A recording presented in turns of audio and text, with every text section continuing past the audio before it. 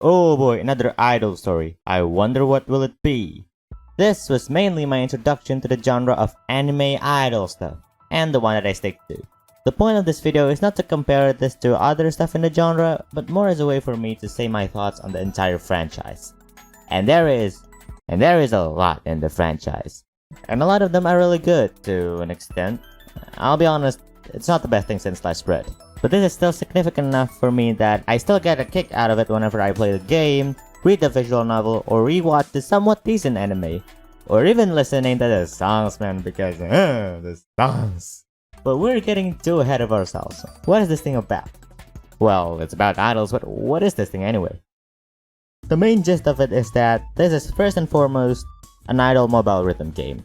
You play as a band, pick a song, assemble your band members, and then perform. Keeping in mind that your score is heavily dependent on not only how good you are, but also how good the members you pick and how long you have been playing with them. There are multiple bands, each with their own personalities. Poppin' Party, a band that was mostly formed as a way for these girls to hang out and have fun. And they're fun. Afterglow, also a band for these girls to hang out. But since they are friends since childhood, their chemistry with each other is unmatched. Pastel Palettes. These lasses are like a proper idol stuff, complete with agencies and things. They are somewhat more experienced in the matter. They are also relatively lighthearted.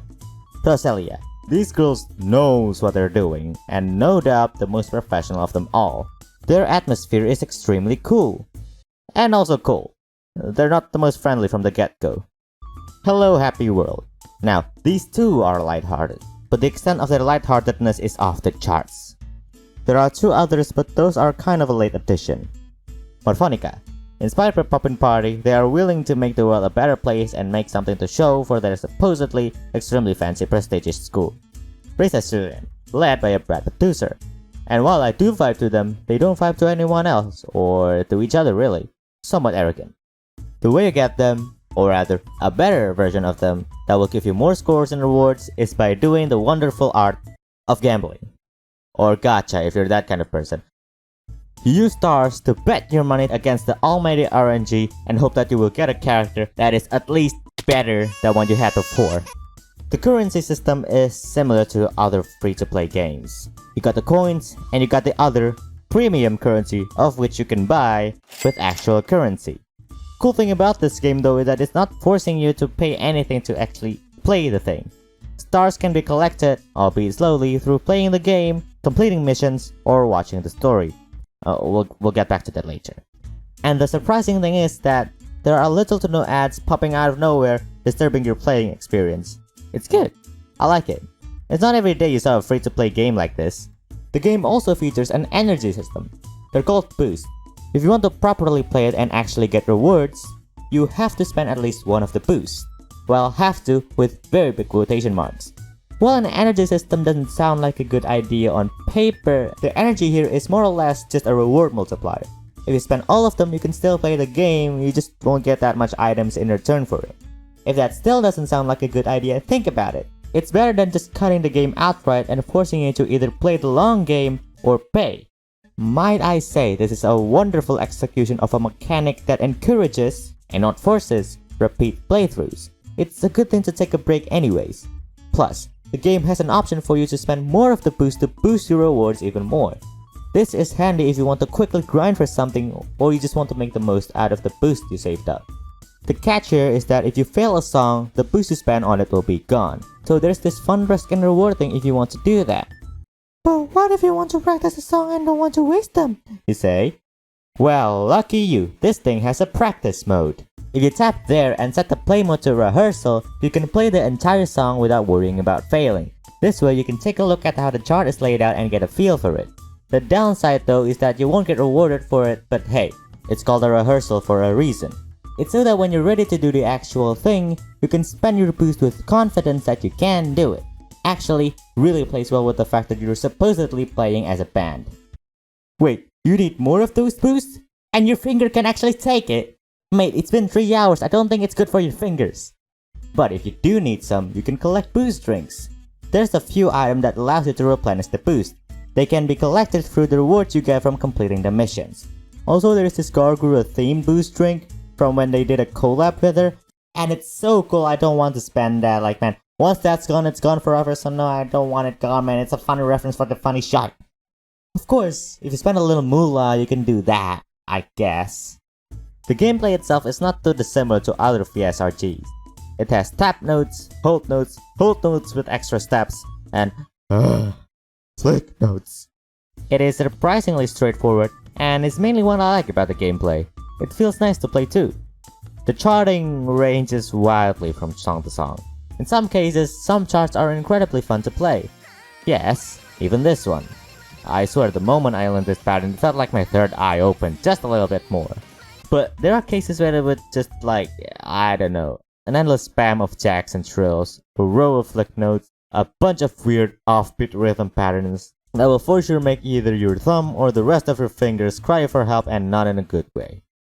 And now the songs, because obviously if you're playing a rhythm game, you need a song for it. Oh boy. I briefly teased about this in my opening sequence, but the songs here are downright fire. Because the characters in the game is at its heart a band, the songs sort of reflect that style of music. Somewhat live performances with a hint of pop and rock. I don't know if you guys know this already, but I am really into that genre. The J-pop rock genre? Yes, that one. In fact, most of the Japanese media that I consume are mostly J-rock songs, and I am vibing. That aside, the songs here are pretty fire. Each song from each band has their own unique character and energy to it. And that's a part of the reason why I like these so much. A song from Pastel Palettes, for example, just emits their charm and cutesy tone to it. A song from Roselia just screams this epicness and has a serious tone. Now, I'll be honest, songs are subjective. And even for me, the songs on the song list are somewhat a hit or miss. But when they do hit, they hit hard. Here are my personal favorites. Yes, I'm risking getting copyright claim just to shill these things.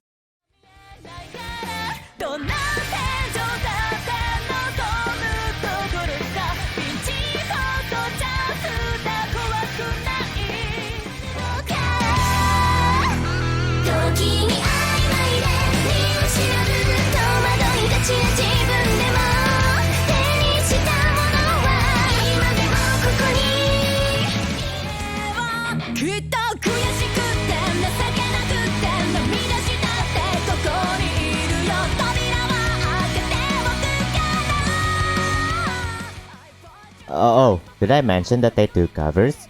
Yeah, sometimes they do covers of other songs, and those are also a hit or miss. Like sometimes their cover is so good, the version I had in my playlist is their version instead of the real thing, or other available covers for that matter. And other times, you know what, let's take a look at one example. Their cover of Sakura Skip is, dare I say, underwhelming? It's not the worst thing ever, but it's not exactly my favorite. Now, I know all too well that song is subjective, and I know people out there that actually likes this cover, but I'm just going to point out why I don't really vibe with this. To put it simply, it lacks energy. It sounds like they are holding themselves back or not being too sure whether or not they should express it fully. Take this Yosh bit for example. Surely, if you want to scream yes in a song, you have to be energetic when you say that, right?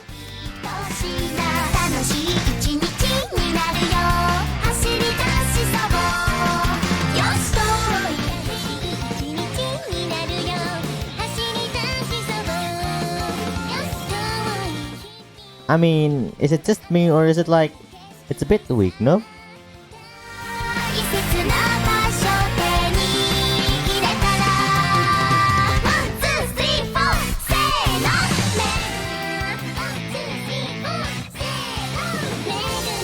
It's, I don't know, it doesn't have that same magic, you know? It's also worth noting that their mixing is also a little bit muddy. Like for some reason, to me, the vocals are somehow buried underneath a more chaotic instrumental. I don't know if it's my crappy headphones or if it's a dog poo file that I got, but I can't hear the vocals clearly. Like in the original there is a clear beat for the song, and the cover has too many things going on. And it's not like they are mixed well either. Overall, it felt somewhat weaker than the original. But not to say that these girls can't be energetic. I mean, this one is sort of energetic.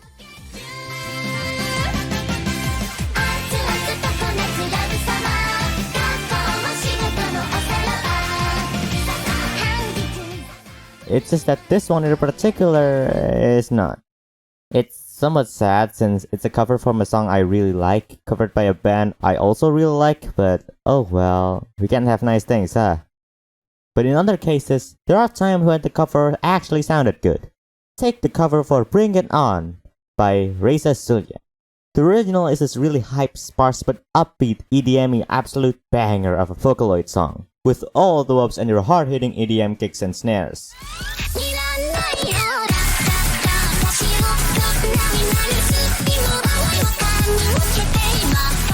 Now, reimagine that if a rock band plays it. What you get is something that is not as dynamic but sounds a lot more fuller. They still added the electronic elements to it as a nice homage to the original, and the fact that the producer for Reza Sulyan is mainly an electronic producer. But it is also wonderfully mixed with electronic guitars, basses, and acoustic drums, making it a fresh new imagining of the thing while maintaining that EDM feel that the original had. And it is also magically pairs well with a human voice as opposed to a computer voice singing.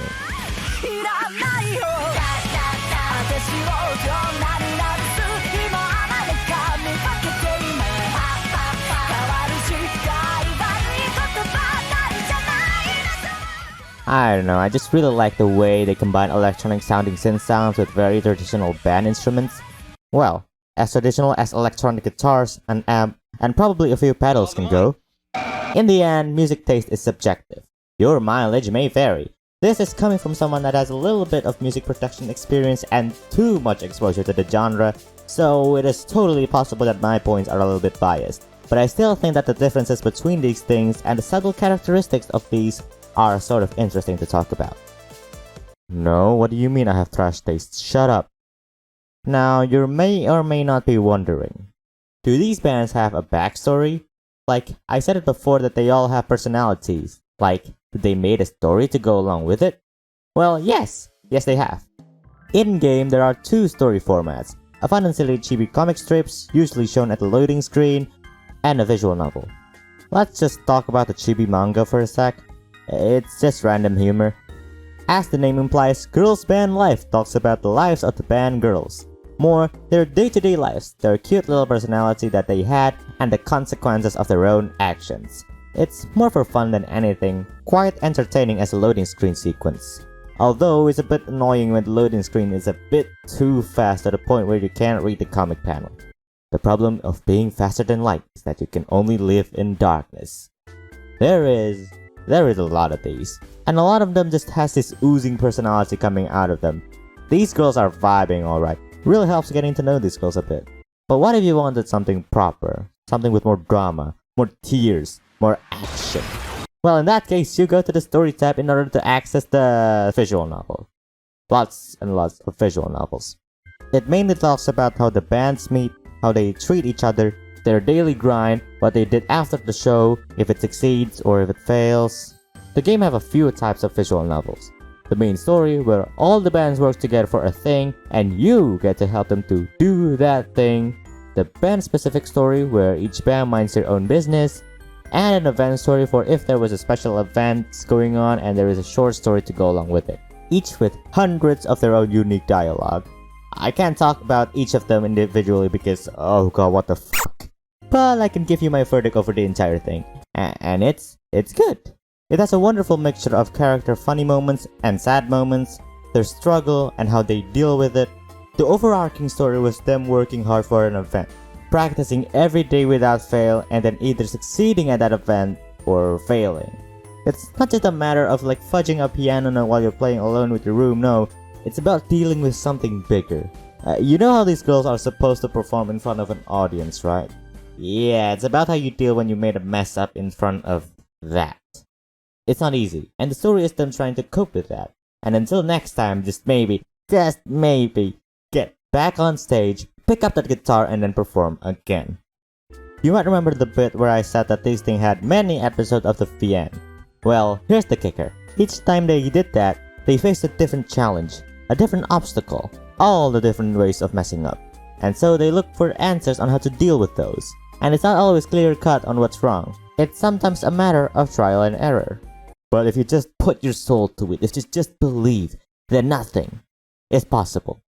So give up. Though, as surprisingly good as it is, it felt like a fairy tale story at times, with the cliches and stuff. but overall it's good. All in all, these are a nice addition, a nice extra.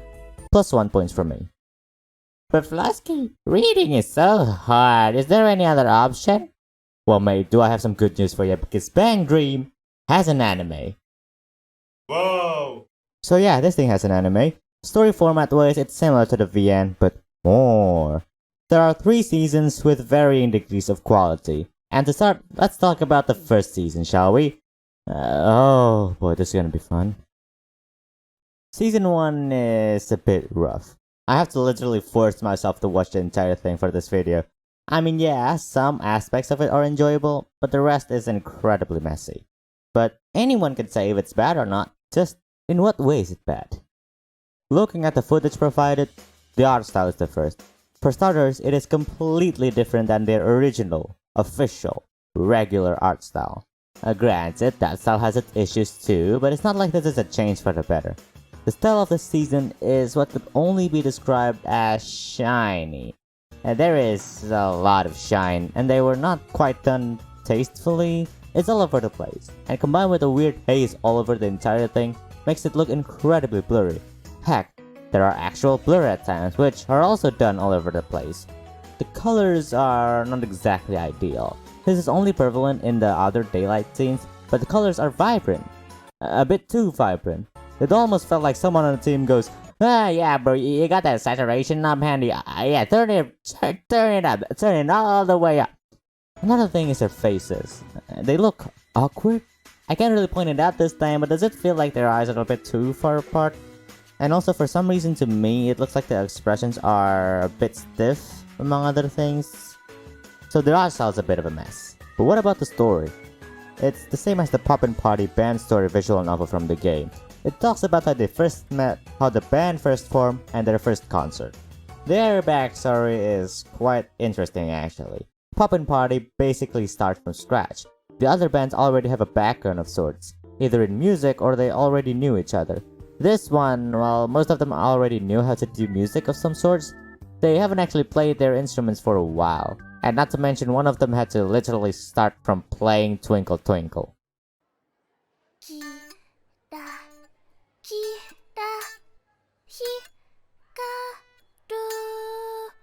So it all started with this girl Kasumi here going to a live show and then going, yes, I wanted to band completely on a whim. She insists that the band was her calling despite the fact that she barely even touched music until now. She would then try so hard to convince her newly made friends to join her band. Throughout her journey, she successfully convinced her 4 other friends to join her journey: Arisa, Rimi, Taya, and Saya, each with their own quirky personalities. That's not exactly true. The problem with the characters here is that they are incredibly surface level. They almost never step out of their tropes. Kasumi, an extroverted, hyperactive, almost obnoxious girl. Arisa, a tsundere. Rimi, a shy and anxious girl. And then we have Taya and Saya. Outside of a few special episodes, they're exactly just that. No more, no less. Which is a shame since the few character special episodes that it had really shows the potential of just how much personality that these characters could have, but never really got developed. It doesn't help that the thing is too slowly paced either. Not to bash on slow paced shows, but it felt like this thing is dragging it out a bit too much. It felt like half of it are just fillers. But when it doesn't fill the runtime with character interaction that are as cookie cutter as it can go, it does an amazing job at reenacting some of Poppin' Party's most emotional moments. The way Kasumi forms this band is no easy feat. To start with, Kasumi is a bit disconnected from reality. She sees the world as if it revolves around her. I guess you can say it was her determination, but she will not give up to get what she wants. Her other friends too, they don't really agree to this idea of forming a band. They don't think they can do it. It's been a while since any of them even touched music. But despite the consequences, she is still determined to form a band. With great difficulty, she tries to convince her friends that this is a good idea, that they will have fun, they will make new memories together, she says. In the end, somehow they're convinced. They form a band. Their next step is to audition, and this is actually one of the things I really like about this one. Their goals are realistic. The plot for the first season was for them to do their first proper performance at the local music venue, instead of just shooting for the stars and then hoping that they will win a nationwide super jam-packed competition as a newbie. Even then, it's no easy task. They spend not an insignificant amount of time practicing, improving what needs to be improved, finding out what needs improving in the first place. But had it be without Kasumi's sheer dedication and determination, they wouldn't go very far.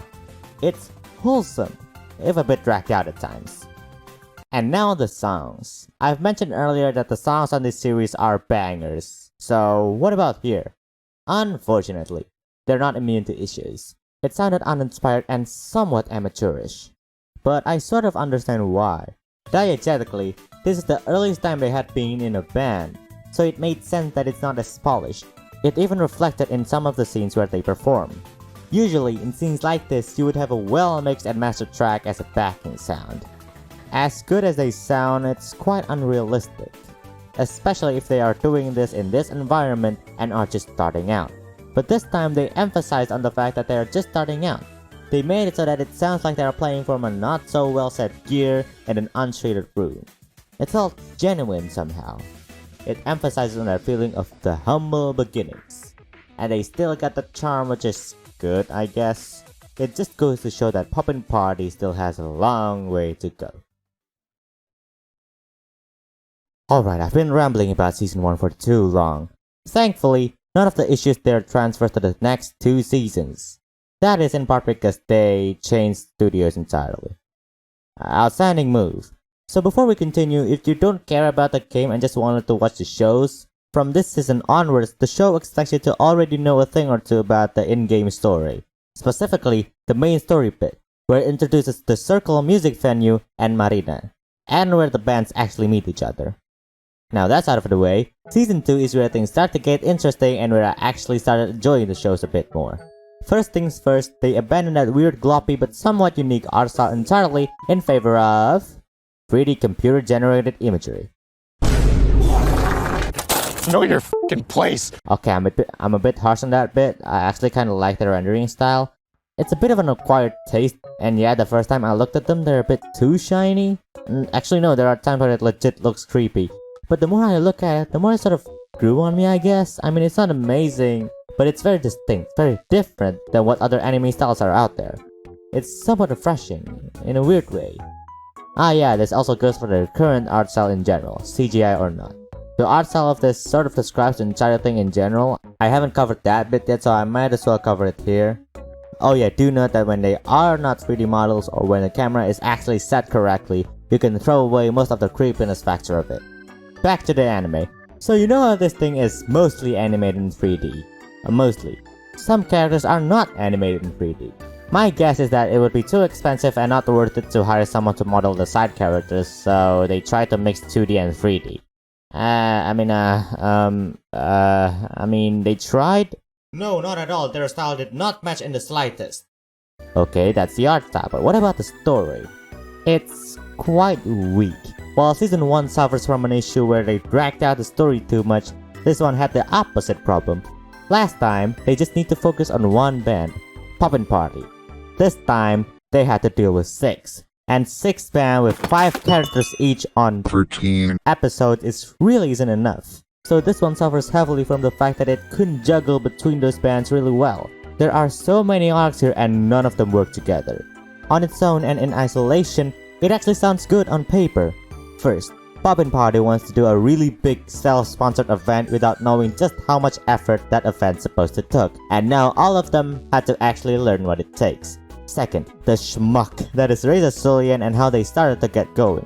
Third, the decision paralysis one of the members of Poppin' Party has after she was invited to join Reza Sulian and found out that she cannot do both Poppypa and Ras. And then followed by the few band-specific stories, and again, in isolation, they're actually quite good.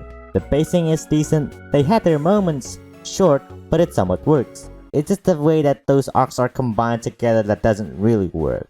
And as a consequence of this, they don't really explore the bands nor the character really well. It's all over the place. The main overarching plot about Poppypa's self-sponsored show and stuff was sprinkled in with careless regards to its feelings.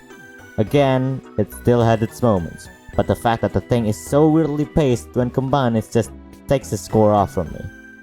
But you know what? Though my feelings for the season is mixed, I will give this season one thing. There are two openings for this season, one by Poppin' Party and one by Roselia. Now, you may expect this to be another Monogatari style different opening for different archetype of stuff, but hear me out. On the first two episodes, we got introduced to the two openings, but after that, the Roselia opening was not used until the arc where Poppin' Party is at their lowest point. Diegetically, they can't perform no more. I mean, judging by their situation, I can definitely see why. And guess who took their place? It's Roselia. So for a few episodes where Poppin' Party is supposedly stressed out and by extension couldn't perform the opening is Roselia's Brave Jewel instead of Poppin' Party's Kizuna music. And it's like that for the next few episodes until Poppin' Party finally resolved their conflict. And it was until that point where the opening went bad. Watching Poppin' Party back on the opening feels amazing after what they all went through. I don't know, I just wanted to say that since I thought it was clever. Which takes us to Season 3. Season 3 is, in my opinion, the best one if I had to choose. Not much has changed on the visuals department, so let's just jump straight into the story. And this one actually got it good, somewhat. Okay, so before we continue, can we take a second to talk about the opening real quick? I don't know why, but this opening fills me with joy. Like, the song they're playing is highly energetic and fun, the visuals are highly stimulating, and it seems like they're also having fun. Even on the chorus bit, the setting looks nice. I just love this so much. Both the song and the visuals. Heck, I even wrote the lyrics to the song as a part of my completely unprompted autodidactic Japanese study. That's how much I love this. That font though. I don't know if I absolutely love or absolutely hate how well it looks. But, had I could find the actual .ttf file for that, I would 100% get that thing in a heartbeat. Is that Comforta? Alright, onto the actual show. This is a major step up from before. Whereas last time they tried to cram in too much, this time they omitted 3 out of the 6 band out of the equations. They're still there, but they are no longer the start of the show. As a result, the main show feels a lot more thorough and is much better paced. The plot for this was there is a band competition thing, and it's about how Poppin' Party, Roselia, and Reza Sulian participates and competes with each other. The extent of their efforts and the obstacles they encounter. Each band has their own underlying issues. Poppin' Party has to deal with the fact that they are nowhere near as technically skilled as the others. Roselia needed to balance this competition and the other big shows that they just can't miss out. And Reza Sulian with the fact that their band members doesn't really vibe with each other. The fact that their producer is not the most caring or the friendliest kind doesn't help either. あなたに何がわかるの？ユキナはプロデューサーなんていらないって言ったの。それは特にあなたのことだけを言ったのではないと思います。でも断ったじゃない。だから認めさせるの。ロゼリアに勝って私が正しかったって。それよりいいの。うちのメンバーは今もレッスンしてる。こんなところに来てる時間があるならもっと練習した方がいいと思うけど。I really hated Choo Choo. In a good way. She's someone who is really passionate about music. She had a clear vision of what she wanted to do. She aimed to be the highest. But in a way, she is also very arrogant. She won't accept anything that comes against her. And she won't tolerate any mistakes. Her standards and her expectations are high. She will be harsh. And she is harsh. But that's because she wanted everyone in her band to be the best out of the best. The member she picked for Reza Sulian is only the one she absolutely believes in. All of them has something special to them, but they all have one thing in common. They all have an incredible skill, but never an outlet to fully express them. Roka Asahi, nicknamed Locke, is someone extremely skilled at playing the guitar, even impresses Roselia's guitarist at one point. But she is also extremely shy about her playing, until now. Masuki Sato, nicknamed Masking, is a so-called mad dog. If let loose, people could not keep up with her drumming. She has to tone it down for others. Rei Wakana, nicknamed Layer, is just a session freelance bassist. Reona Nubera, nicknamed Pareo, is a timid, quiet girl that never really talks to anyone. She keeps her appearances low. She doesn't want to stand out. She is a class representative. She is nice, but she is tired of being the goody two-shoes. Alone in her room, we see that she is a big fan of the idol group Pastel Palettes. She fittingly idolizes them, even dreaming to become a cute idol like them one day. But she always kept this side of her to herself. One of the things she did as a fellow Pastel Palettes fan is to do piano covers of their songs and uploading them online. Of course, almost no one saw them. This reminds me of a SoundCloud where I spent like a good few months on a track only to find out that nobody cares. Hey, I got a lot of FNF mod offers though. I doubt that they will pay me even 2 exposure points, but whatever. That is until a so-called Chiyu found her videos and asked her to audition. This was a turning point to her. Finally, someone who recognizes her talent. A chance to try something new. A chance to be someone who she wants to be. Someone of whom she hides from everyone else. A chance to change. And boy did she took it. After all of this, made sense that she basically, and I don't use this word lightly, simps over Chuchu. Chiyu Tamade, nicknamed Chuchu, herself formed racist Suyolen out of spite. It was that time Rosalia declines her offer as a producer, and Ras was a way for her to say, "Ha! You definitely regret not accepting me as your producer now, aren't ya?" I mean, they didn't, but still. Also, remember how I mentioned she invited Poppin Potty's Thai at one point? In the end, she stays loyal to her own band members, to whom she had already been close to. Naturally, she couldn't accept this. Why would she choose some sort of childish band over my objectively superior one?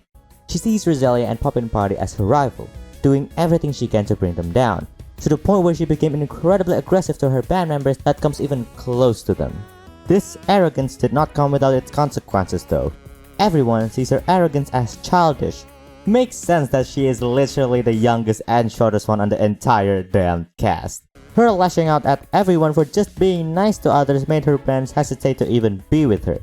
How can they? If their producer didn't care about them, being angry at the littlest things, why bother? She lashed out at Pareo too. If there is one member that actually extremely cares about her, it would be Pareo. But at that moment when the other band members ditch her for their childish behavior, Chuchu sees everyone as lesser. The extremely caring Pareo is no exception. Someone that quite basically lifted her up and away from the gutter, just threw her down again. That wasn't the nicest of her ideas, wasn't it? Deep down, everyone still cares about Ras. It's something special to them, but Chuchu's arrogance just doesn't allow them to. Again, why bother caring when the supposed founder that called you here didn't care about you in the first place? But, despite everything, they still didn't want Ras to end. No one did. After talking to their friends, a still timid Locke, a somewhat mature, younger than she looks Layer, and a delinquentish, scary-looking Masking came back to Chuchu for a confrontation. But Pareo was nowhere to be found. She ran away, quite literally. Someone she cares the most and someone she always looked after just dumped her like nothing. She was back to square one. Someone who doesn't want to stand out. A regular old Reona knew better. When asked about it, Chuchu sort of avoids the question. She doesn't want to look back at it. She realized she made a big mistake and did not want to reflect on it. Enraged, the other band members made an initiative to bring Pareo back, and by extension, bring Ras back. This is a big challenge however because no one knows where Pareo goes. They all assume that she went back home, and she is, but no one knows where her house is. Not even Chuchu. It was now a hunt in the dark, looking for that one middle schooler needle in a stack of hay. All in the name for bringing her and Reza Sulan back. They won't give up though. After a bit of trial and error, they finally asked a few students to see if they even heard of the name Pareo. They didn't, although one of them almost recognized her picture, and it was until this point where the band members finally knew her real name, and also her life before Ras. With a bit of help, they found the timid Reona Newbera, a person where the chipper Pareo once was. She exclaims that once Chuchu dumped her and called her useless after everything, there was no reason for her to continue as Pareo no more. This is a pickle, because without her, Risa Sulan would be a Sulan no more. As I mentioned before, Masking and Locke and everyone else wouldn't want that. They don't want Ras gone. This band is something special to them. It was their idea and their initiative to bring Pareo back in the first place. Not knowing how to convince her to come back, Locke decided to be the one that does the confronting. Ras is nothing without all 5 of its members, and losing one would mean losing everything. She realized her mistake, until suddenly she sees Chuchu from afar. Turns out Chuchu and Layer has been trying to catch up with him. About to flinch and run away, she relented, and decides to book it back to her instead. Chuchu apologizes for being too selfish, the one thing she definitely don't want to do, admitting her fault. Pareo is now back, and by extension, Ras is now back on track. This Race Azurian arc is by far the best arc out of the entire season. The ups and downs they had feels real, and the setting and how they executed it, it's amazing. I still sim for Roselia though, but sadly they don't play that big of a role in the anime. You might have noticed that all of Race Azurian have a nickname. Why is that? I don't know actually. It's probably Chuchu doing her thing again. Honestly, I have no idea. This season feels a lot more personal while also not being too dragged out like the first season did. And I really like it. My only gripe is that the ending feels a bit too much like a fairy tale. To summarize, somehow the two bands competing got on a tie and they were about to do a tiebreaker round, but the mad lad that is the owner decided that fuck it, you're all winners.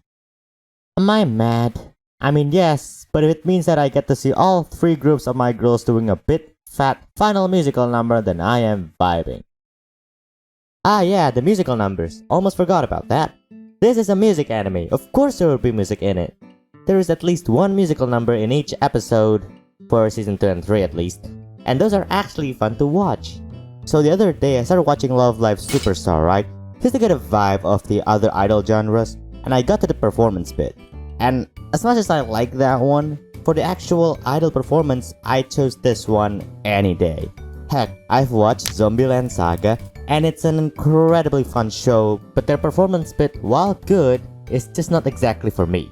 I think Bang Dream has that advantage of because it's actually them playing the instruments, it doesn't feel as cheesy.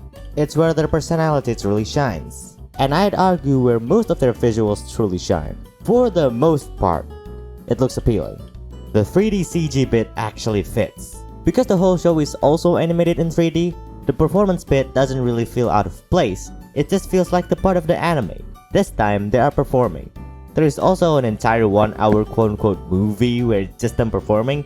There's nothing wrong with it, in fact it's actually kind of fun to watch. But I'd suggest if you're trying to watch it, you should probably treat it like a concert recording instead of a movie. Because that's what it is essentially. There are 2 of these, and unfortunately the process of watching them is not exactly normal. It's not like you can just boot up Netflix or Crunchyroll and just watch it, no. You have to get tickets, and go to a limited time and extremely exclusive streaming viewing site. Oh, did I mention that the tickets are like $20 each? Very fun. There's also Roselia's movie, and it's about them finally reaching that thing they've been working towards basically since they first started. And I really wanted to check it out, but I swear, it's apparently showing in theaters in my country, thanks Musasia, but it's not near me yet. So may the future World Fest remain a dream. Okay, update. I just got access to it, and I watched it, and it's amazing, like really amazing. Quite possibly the best anime movie I've watched, and that's all I can say for now. Oh wait, they have another anime? Oh, it's shorts too. Ah, here it is. I wonder what this will be.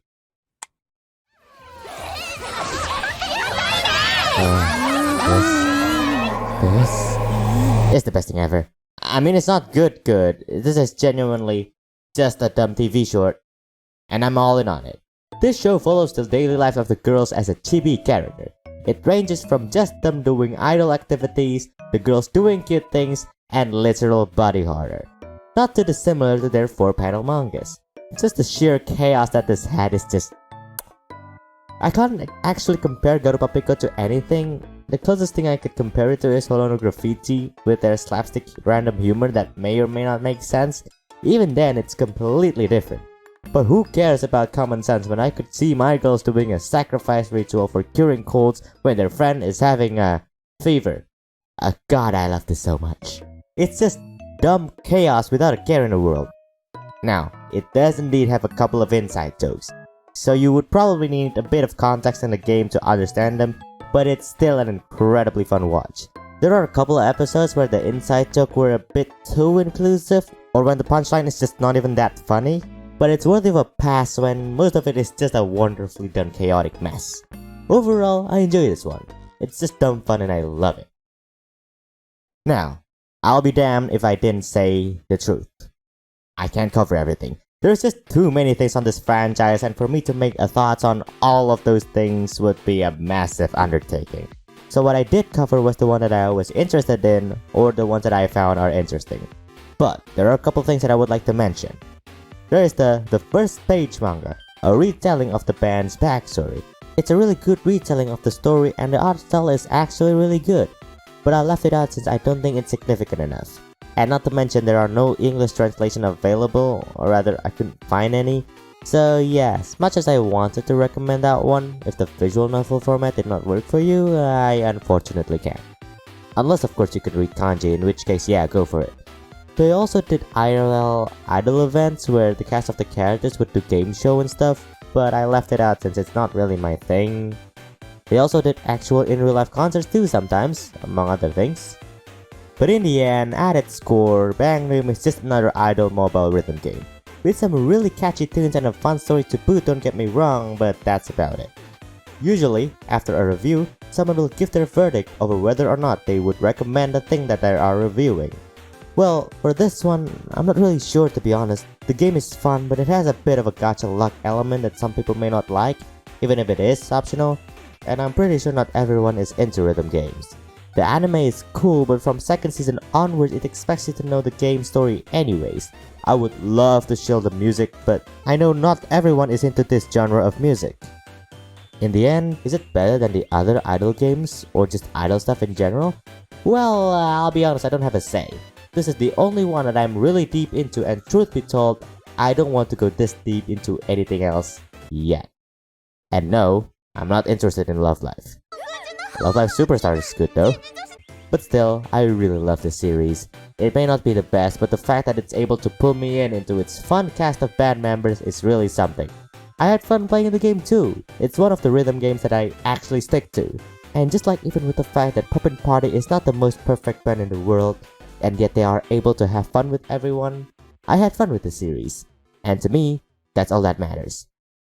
Now, join me in my next episode as I go through the entirety of the Monogatari series.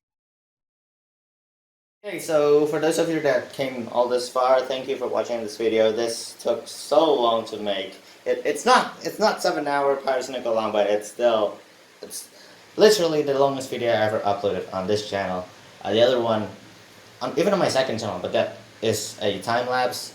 But that one doesn't count. Okay, so this bit is unscripted, but what better way to end this than this? I'm going to do a live play.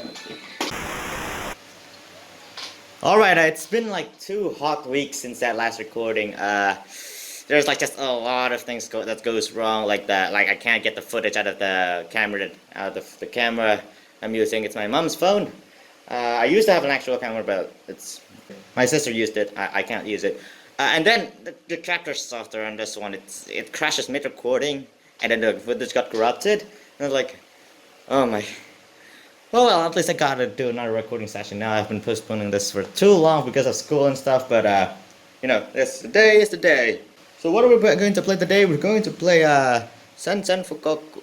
If you know my second channel, you would know if this sounds familiar. Yeah, it's because I did make a really big and epic music video with this one, and there's a good reason for that. It's because this is epic. This is a banger. I love this one. There's a reason why I picked that song in particular of like the many songs in here. Oh shit. I probably shouldn't do that. So yeah, we're going to play this one. I'm a bit nervous since this is like a really hard chart. Well, not that hard, but it's really difficult for me. You know what? Let's focus nothing. I'm just going to focus our sweet and focus. Let's go.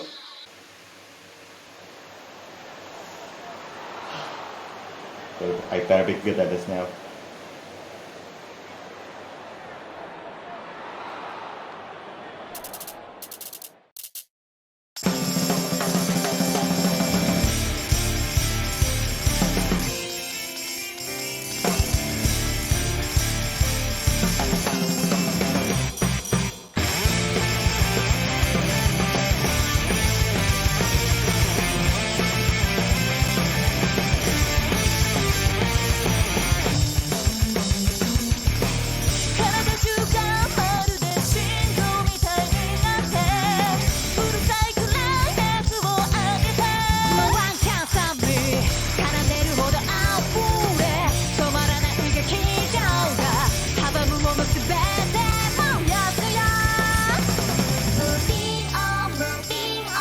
魂から振り絞った唯一無二の歌高く逃げも隠れもしない私たちに二度はない先生と僕のリレー目指す場所は最高へ誇りよられ最後にはたどり着くよ絶対お互いがお互いに信じるからいらでそれ愛に言える一つのコネクト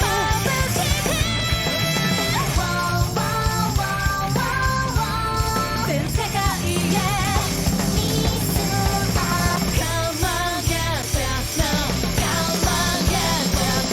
Oh wow! That thrill bit in the end.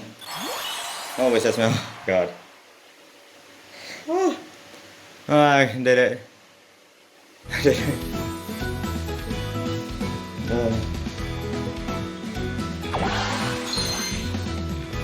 That was terrible.